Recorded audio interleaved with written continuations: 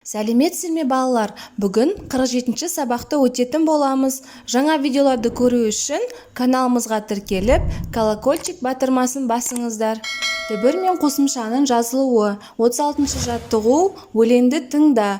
Түн ұясына күн батып, айналаны түн басты. Дала мүлгіп балбырап, жым-жырттыққа ұласты.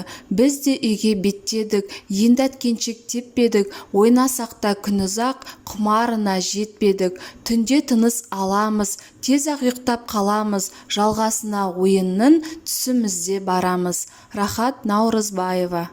Өлең неліктен түн деп аталған? Өлеңнің түн деп аталу себебі күн ұясына батып, жер бетін қараңғылық басқаны туралы айтылған. Балалар түнде неге әткеншек теппейді? Балаларға түнде әткеншек тебуге болмайды, себебі күн қараңғы болғанда ойнау қауіпті.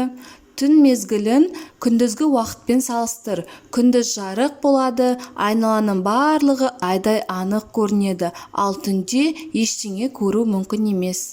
37-ші жаттығу: мәтінді қатесіз әрі көркем жаз. Күндіз күн шығады, ол айналаға нұрын шашады, жер беті жап-жарық болады. Шығармашылық үзіліс: 38-ші жаттығу: пішіндерді сәйкестендіріп өлең құрап жаз. Яғни балалар, сіздерге әртүрлі пішіндер берілген. Соларды дұрыс сәйкестендірсеңіздер, сізде осындай өлең жолдары шығады екен. Бөкеннің лағы, көреген қырағы, елеңдеп құлағы, еліріп тұрады. Яғни бұл өлең жолдары Әбен Дүйсеновтың өлең жолдары екен.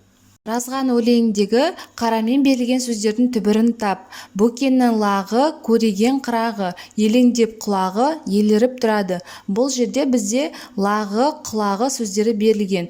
Түбірі құлақ, лақ сөздері. Түбір сөздің соңғы дыбысы неліктен өзгергенін түсіндір.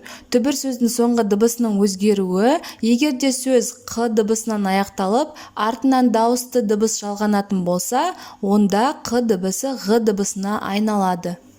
39-шы жаттығу: ребусты шеш. Бізде қ әрпі, ара және шана берілген. Бұл сөзді табу үшін біздер қ, ара және шана сөзіндегі ша буынын ғана аламыз. Сонда бізде қараша деген жауап шығады. Осымен біздің сабағымыз аяқталды. Каналымыз пайдалы болған болса, лайк басып тіркеліп қойыңыздар. Жаңа видеолар сізге бірінші болып көрінеді.